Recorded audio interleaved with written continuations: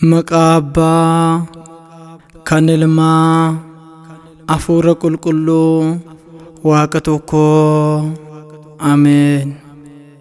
Lafa qaraaniyo jedhame waamamu yommuu ga'an achitti Iyyesuusin warri hammeenya godhan wajjin isa tokko mirgatti kan hafe bitaa isaatti fannisan.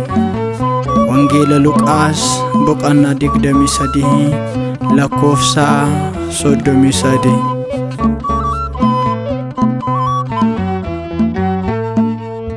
Silalera garaaniyootti si argeera fannoo gubbaatti oolmaa kan kee hin dagaadhu Amaanu'el gooftaa ulfaadhu. Silalera garaaniyootti si argeera fannoo gubbaatti oolmaa kan kee hin dagaadhu Amaanu'el gooftaa ulfaadhu.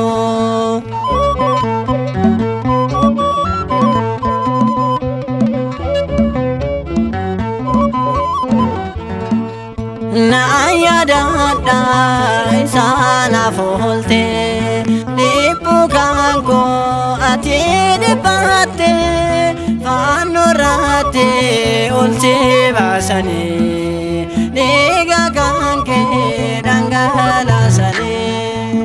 Silalera garaaniyootti si argeera fannoo gubbaatti oolmaa kan kee hin dagaadhu Amaanu'el gooftaa ulfaadhu.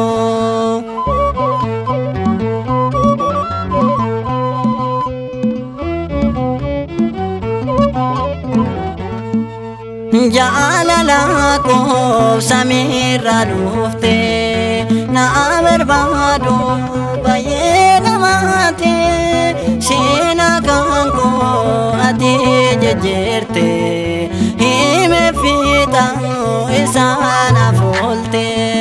Silalera garaaniyootti si argeera fannoo gubbaatti oolmaa kan kee hin dagaadhu Amaanu'el gooftaa ulfaadhu.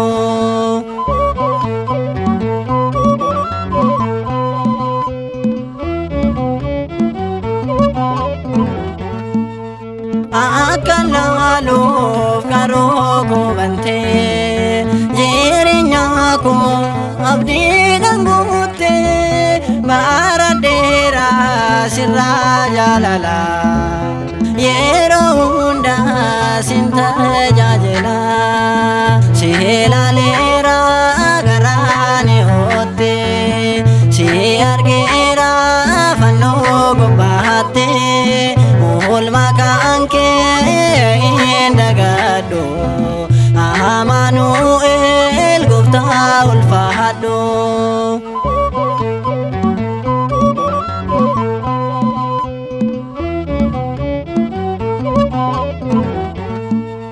Yaanni diinaa isaa milkoofne na dabdeerta akkaan hin kufne jireenyi koo gooftaa kan keeti na arra naaf